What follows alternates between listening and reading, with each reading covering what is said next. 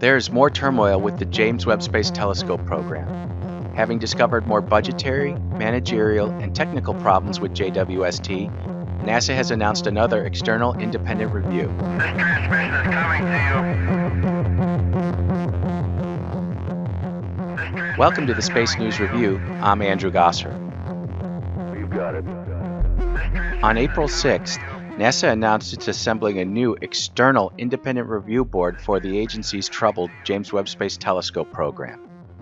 This announcement comes just 1 week after NASA said it was taking essential steps to refocus the mission by removing and replacing existing JWST program leaders. This board will be the second external look into the JWST program. The first external look at JWST, known as the Independent Comprehensive Review Panel, or ICRP, was conducted in 2010. The 2010 report concluded, the problems causing cost growth and schedule delays on the JWST project are associated with budgeting and program management, not technical performance. The technical performance on the project has been commendable and often excellent. However, the budget baseline accepted at the confirmation review did not reflect the most probable cost with adequate reserves in each year of the project execution. This resulted in a project that was simply not executable within the budgeted resources. With JWST now at least 10 years behind schedule and $6.8 billion over budget, the newly announced board will evaluate a wide range of factors influencing the JWST mission. Factors include mission success, reinforcing NASA's approach to completing the final integration and testing phase, the launch campaign, and commissioning for NASA's next flagship space science observatory.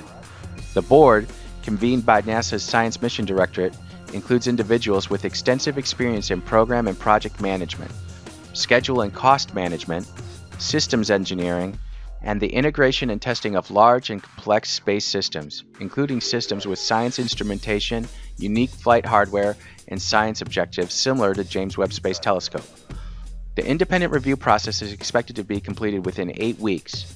The panel will present their findings and recommendations to NASA. NASA will then review those findings and provide its assessment to Congress at the end of June 2018. During this time, Northrop Grumman, the primary contractor for JWST, will continue to proceed with the remaining integration and testing prior to launch, currently estimated to occur in 2020. Thank you for listening. We hope you like and share this video with your friends, family, and colleagues. Please subscribe to our YouTube channel, like our Facebook and Instagram pages, and follow us on Twitter. Let's all keep pushing the envelope to open up the infinite economy for all of us. Until next time, ad astra.